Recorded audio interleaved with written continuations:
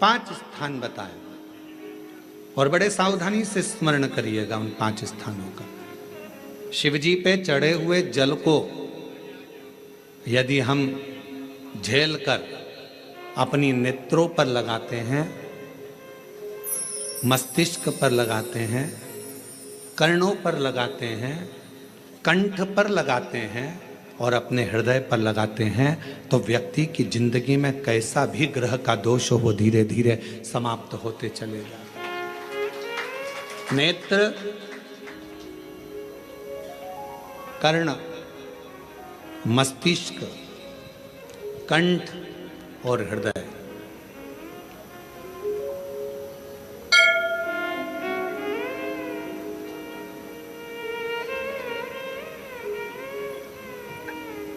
ये 5 स्थान इससे बता दिए शिव महापुराण में, जिन पर शिव जी के चढ़े हुए जल को हम केवल मात्र लगा लेते हैं तो उससे भी हमको फल की प्राप्ति हो जाती। और शंभु शरणे पड़ी मांगू घड़ी रे दुख काटो दया करी दर्शन हो। शंभु शरणे पड़ी मांगू घड़ी दुख काटो दया करी दर्शन आगो। 5 स्थान शिव जी को चढ़े हुए जल को लगाने का। पहला स्थान बोलिए, जम के बोलो जरा, नेत्र। दूसरा स्थान कर्ण, तीसरा स्थान मस्तिष्क, चौथा स्थान कंठ और 5वां स्थान अपना हृदय। मात्र ये 5 स्थान शिव जी के चढ़े हुए जल को आप अगर लगा लेते हो तो तुम्हारे ऊपर किसी ग्रह, चाहे शनि हो, चाहे राहु हो, चाहे केतु हो, चाहे मंगल हो, कोई ग्रह आप पर भारी नहीं रह सकता। और एक प्रैक्टिकल कर कर देखना, शिव महापुराण सुना करो तो प्रैक्टिकल जरूर करा करो, क्योंकि आपको मालूम पड़ना चाहिए कहीं सियोर वाला महाराज झूठ तो नहीं बोल गया। प्रैक्टिकल जरूर करो और प्रैक्टिकल का फल मिले तो पत्र में जरूर लिखकर भेजो कि हाँ हमने कथा सुनी थी कोरबा की, और कथा सुनने के बाद मुझे 3 महीने में जो प्रैक्टिकल करा मैंने तो उसका फल मिला मुझे। प्रैक्टिकल करो। जिस लड़की को, जिस लड़के को मंगल है और ब्राह्मण देवता ने यदि आपको कहा कि इनको मंगल है, इसकी शादी में देरी हो रही है, मंगल के कारण अगर शादी रुक रही है, देरी हो रही है, विवाह में देरी हो रही है, तो उस बेटी और बेटे को 3 महीना लगातार शिवजी पे चढ़े हुए जल को इन 5 स्थान पर लगाना प्रारंभ कर दे। 3 महीने के बाद वो खुद कहेगा कि हाँ हमारा संबंध जम गया, हमें मंगल से कोई दोष नहीं लगा। स्वयं शिव कृपा करते हैं, स्वयं शंकर करते हैं।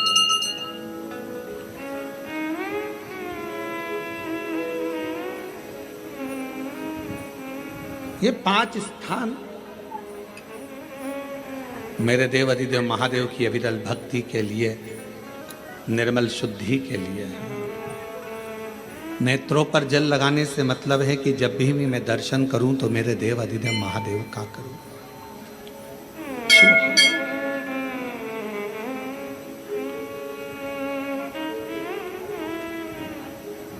कंठ पर जल लगाने से मतलब है कि मेरे मुख से जो वाणी निकले, और मान लो मेरे मुख से कोई अपशब्द निकल गया तो किसी का बुरा ना हो जाए। कर्णों से जल लगाने से मतलब है कि मेरे कानों के माध्यम से जो शब्द मेरे अंदर जाएं वो मेरे जीवन का कल्याण करें। मस्तिष्क पर जल लगाने से मतलब है कि मेरे भगवान के चरण का जल, उनकी रज मेरे सिर पर चढ़ी रहे और मेरे जीवन में कभी अहंकार ना आए। हृदय पर जल लगाने से मतलब है कि मेरे हृदय में भगवान शंकर के चरणों का वास नित्य प्रति रहे, हमेशा।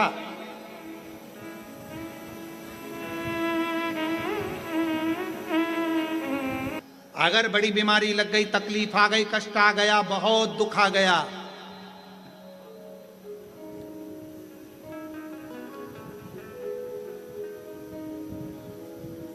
प्रदोष का नियम बना लो।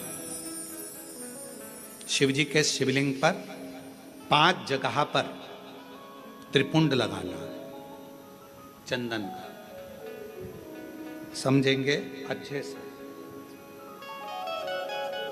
जैसे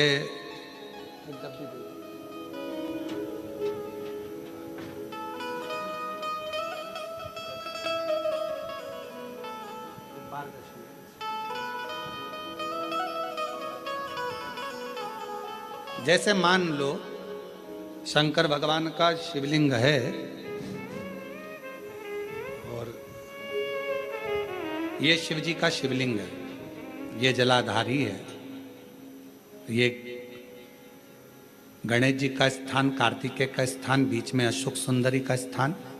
शिव जी के ऊपर जो बूंद बूंद पानी जलाधारी में से टपकता है वो शिव जी की 5 लड़कियां। नाम बोलेंगे साथ में, जया, विषहरा, शामली बारी, दौतली, देव। शिव जी की 5 बेटी। शिवलिंग में अगर आपने, डॉक्टर ने कहा कि बहुत बड़ी बीमारी है, तकलीफ है, 5 स्थान पर त्रिपुंड लगाना प्रारंभ करो।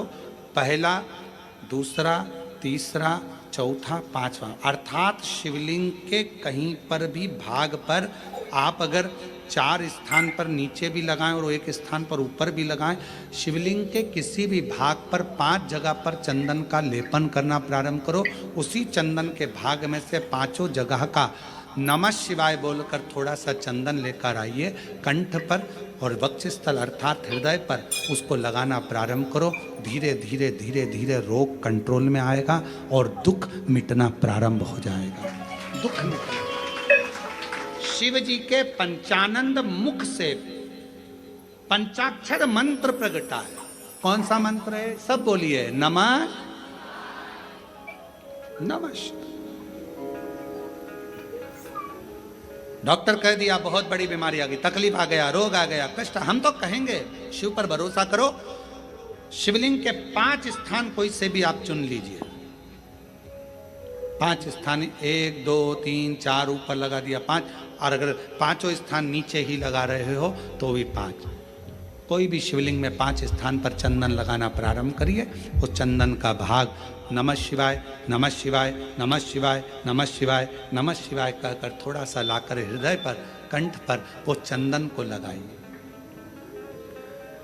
प्रदोष के दिन ये नियम करेंगे।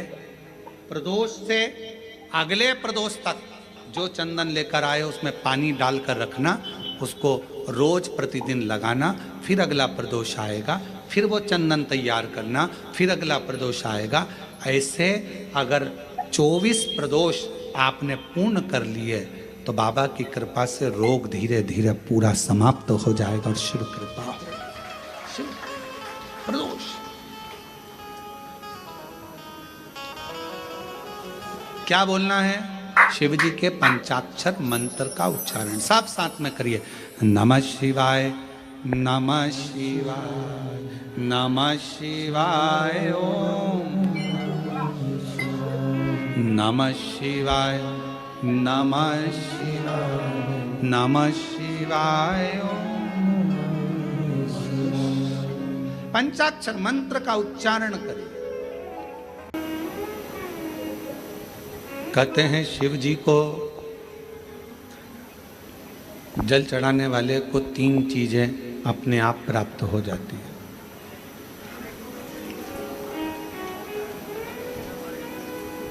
भगवान शिव के मंदिर जाने वाले को, भगवान शंकर की आराधना करने वाले को, शिवालय तक जाने वाले को 3 चीजें ना मांगने पर भी मिल जाती हैं।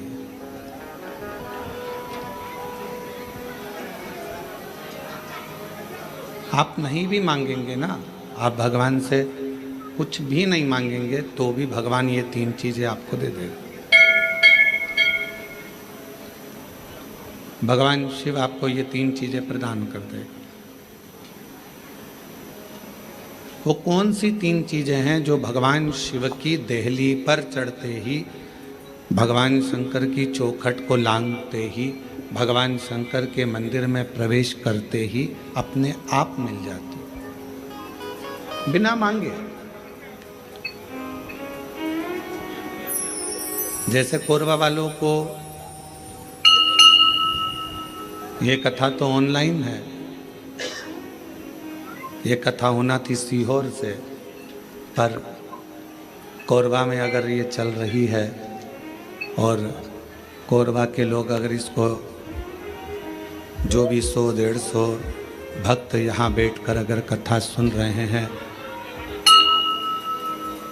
तो ये मानकर चलना कि कहीं ना कहीं शिव की करुणा, शिव की कृपा आप पर हो रही है, भगवान शंकर की करुणा। और कोई पिछले जन्म के अच्छे कर्म मुझे बाबा तेरा साथ मिला, कोई पिछले जन्म के अच्छे कर्म मुझे बाबा तेरा साथ मिला। जहाँ सारी दुनिया झुकती है, जहाँ सारी दुनिया झुकती है, मुझे वो आली दरबार मिला, दरबार मिला।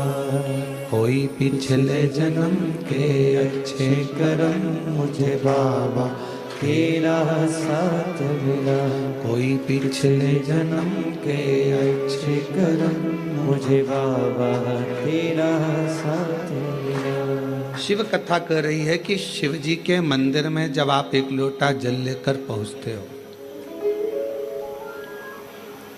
शिव जी के द्वार पर जब आप भगवान देवाधिदेव महादेव की आराधना करने के लिए पहुंचते हो, तो 3 चीजें बिना मांगे मिल जाती हैं। आपको मांगना नहीं पड़ता, आपको शिव जी से कहना भी नहीं पड़ेगा, आपको भगवान शंकर से बोलना भी नहीं पड़ेगा, और वो 3 चीजें आपको मिल जाए।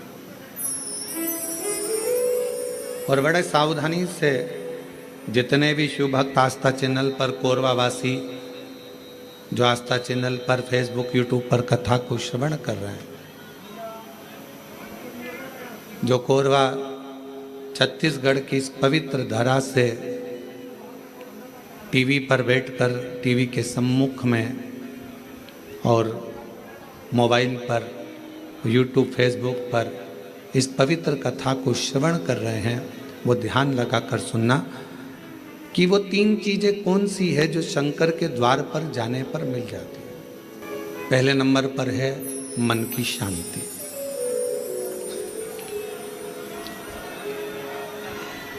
पहले नंबर पर है मन की शांति। जम के बोलो, क्या चीज है? मन की शांति। आप सुबह उठे, आपने लोटा लिया पानी का, जल का पात्र भरा और भगवान का स्मरण कर कर निकल चले। मन की शांति, ये बिना मांगे, शिव जी से आप नहीं भी मांगेंगे तो भी मेरा देवाधिदेव महादेव आपको दे देगा। दूसरे नंबर पर है, यदि आप गलत दिशा की ओर जा रहे हैं, आपने सुबह से उठे, मंदिर चले गए, मंदिर में एक लोटा जल चढ़ाया, शिव जी की आराधना करी, तो आप मान लो आज आपका दिन ऐसा निकलने वाला था कि आप गलत दिशा में जाने वाले थे, गलत मार्ग की ओर जाने वाले थे, तो शिव जी के दरवाजे पर जाने से, शिव जी को एक लोटा जल चढ़ाने से भगवान शंकर आपको अच्छी दिशा दे देते हैं। ये दूसरे नंबर पर, ये दूसरे नंबर पर। और तीसरे नंबर पर भगवान शिव से आप अगर नहीं भी मांगेंगे और मंदिर तक गए हैं, शिव जी को एक लोटा जल चढ़ाया है, शंकर जी के मंदिर में जाकर आराधना करी है, तो तीसरे नंबर पर मेरे शिव जी आपको सफलता देना चालू कर देते हैं। फिर आप पीछे मुड़कर नहीं देखोगे, आप बढ़ते ही चलोगे। 3 चीजें मेरा देवाधिदेव महादेव बिना मांगे देता है, बिना मांगे। कल कथा में एक बात कही थी, आप लोगों ने सुनी होगी कि माता, पिता और देव अधिदेव महादेव ये वृक्ष की जड़ की तरह है। जड़ का काम मालूम है ना आपको? एक वृक्ष की जड़ क्या करती है कि उसमें अपन पानी दे दो तो उसकी पत्तियों तक पानी पहुंच जाता है। वृक्ष की जड़ में पानी दे दो तो फल तक पहुंच जाता है। वृक्ष की जड़ में पानी दे दिया तो फूल तक पहुंच जाता है। आप इतने बैठे हुए हैं या आस्था चैनल पर कथा सुन रहे हैं, ऑनलाइन शिव महापुराण की कथा, जितने मोबाइल पर सुन रहे हैं वो भी जरा ध्यान लगाना, और टीवी पर सुन रहे हैं वो भी। क्या आप अपने घर के पौधे को, गमले को एक एक पत्ती में पानी अलग से देते हो क्या? जम के बोलो, नहीं। फूल में पानी अलग से देते हो? नहीं। फल में पानी अलग से देते हो? टहनी में पानी अलग से देते हो? नहीं। फल में पानी अलग से देते हो? टहनी में पानी अलग से देते हो? नहीं देते। अगर फूल तक पानी को पहुंचाना है, टहनी तक पानी को पहुंचाना है, फल तक पानी को पहुंचाना है तो जड़ में डाल दिया जाता है। जड़ से पानी पूरे पौधे में, पूरे वृक्ष में पहुंच जाता है। अब राम जी तक अगर तुमको तुम्हारी पूजन पहुंचाना है, भगवान कृष्ण तक तुम्हें अपनी कोई पूजन पहुंचाना है, देवी जी तक तुम्हें कोई पूजन पहुंचाना है, बृहस्पति महाराज, नवग्रह, राहु, केतु, चंद्र, सूर्य, बुध, मंगल, जो भी ग्रह हैं, शनि आदि, उन तक तुम्हें अपनी पूजन पहुंचाना है। अपनी कुल देवी, कुल देवता, पितर देवता, जितने भी देवी देवता हैं उन तक अगर आपको कोई पूजन पहुंचाना है तो किसकी पूजन करेंगे? तो कहा शंकर भगवान की अगर किसी ने पूजन कर ली तो 33 कोटि देवता तक वो पूजन पहुंच जाए। फिर वो पूजन 33 कोटि देवता तक पहुंच जाएगी। ये जितने भी देव हैं, जितने भी देवता हैं, जितनी भी देवियां हैं, जितने भी देव आदि कहें, चाहे वो पितर देव हों, चाहे कुल देव हों, चाहे वो कुल देवी हो, और जितने भी देवी देवता हैं, ये वृक्ष की पत्तियां, फूल और फल हैं। और मेरा देव अधिदेव महादेव इस वृक्ष की जड़ है। जड़ को पूज लोगे तो सारे वृक्ष के अपने आप पूरी पत्तियों को, पूरे फल को, पूरी पुष्प को पूज दिया जाए।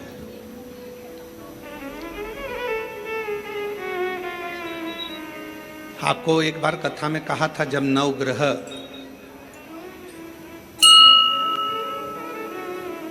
शिव महापुराण की कथा का वाचन किया था तो उसमें वर्णन किया था।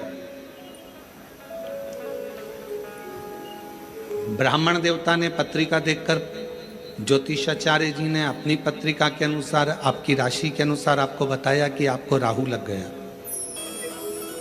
किसी ने कहा आपको केतु लग गया, किसी ने कहा आपको मंगल लग गया, किसी ने कहा आपको बुध लग गया, किसी ने कहा आपको शुक्र लग गया, शनि लग गया।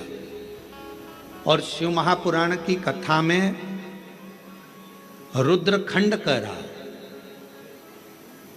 ऐसा कोई ग्रह नहीं है जो शंकर भगवान के पास आकर अपना विनय नहीं करा।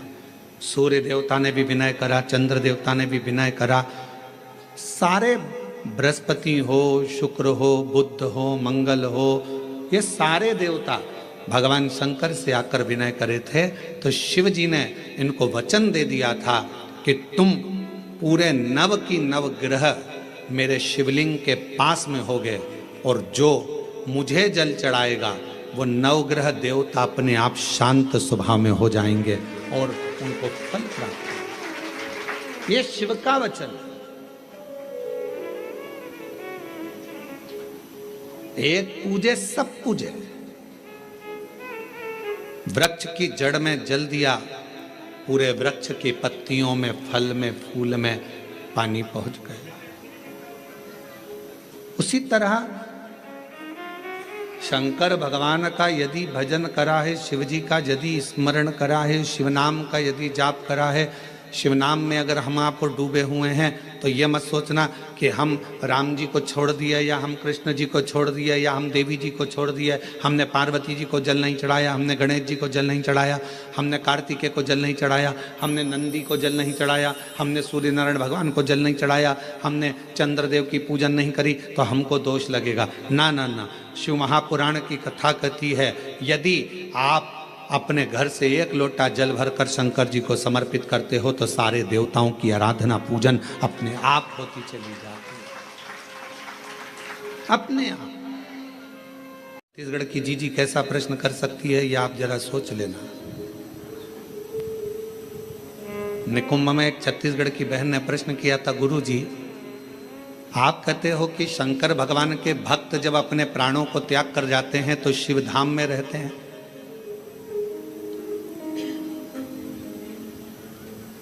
और हमने नेट पर सर्च करा तो पूरे विश्व में 70% मनुष्य शिव के भक्त हैं, केवल 30% मनुष्य ऐसे हैं जो अन्य भक्त हैं। हमने नेट पर सर्च करा तो 70% मनुष्य भगवान शंकर के भक्त हैं।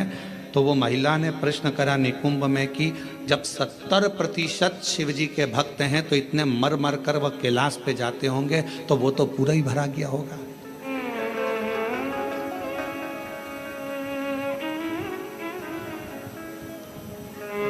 शिव जी अपने भक्त को कहां रखते हैं?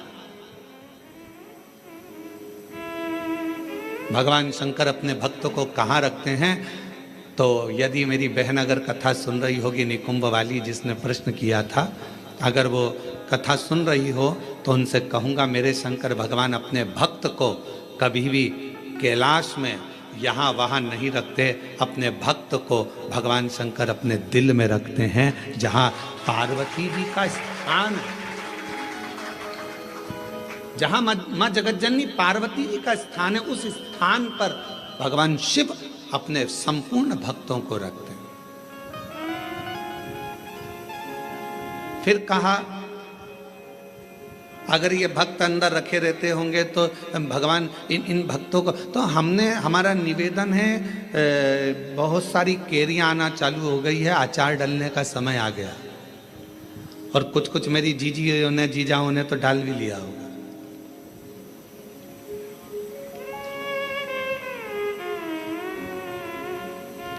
प्लास्टिक के डब्बे में केरी रखते हो क्या? अचार डालते हो तो प्लास्टिक के डब्बे में नहीं डाला जाता क्योंकि वो सड़ जाता है। एल्युमिनियम के डब्बे में नहीं डाला जाता, वो सड़ जाता है। पीतल के डब्बे में नहीं डाला जाता, वो सड़ जाता है। स्टील के डब्बे में अचार नहीं डाला जाता, वो सड़ जाता है। अचार को डालने के लिए कांच की या चीनी की बरनी होना चाहिए।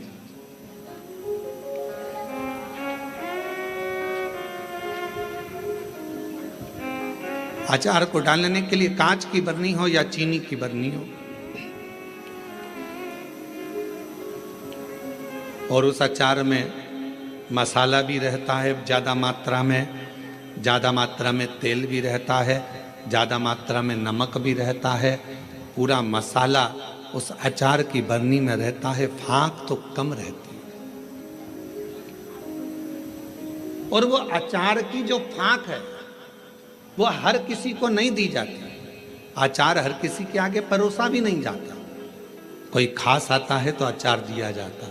और अचार खाने का भी तरीका है, किसी को फाँक पसंद आती है, किसी को मसाला पसंद आता है, किसी को तेल पसंद आता है। उसी तरह भगवान शिव की कथा कहती है, शंकर जी कहते हैं माँ पार्वती जी से जो मेरा भक्त है उसको मैं अपने हृदय में रखता हूँ और देख लेता हूँ जिस जगह पर भजन की कमी होती है, शिव नाम की कमी होती है, वहीं पर अचार की एक फाँक निकाल कर पटक देता हूं और दुनिया के लोग वो अचार की फाँक को चाटना प्रारंभ कर देते हैं। अब ये कथा हो क्या रही है? ये शिव महापुराण की कथा, ये भगवान की कथा अचार की फाँक है, और आप और हम सब उसको चाटने के लिए बैठे हैं। किसी को भजन में मजा आए, आनंद आएगा, किसी को भगवान के दृष्टांत में आनंद आएगा, किसी को फाँक में, कथा में आनंद आएगा। सबका तरीका अपना अपना, सबका तरीका।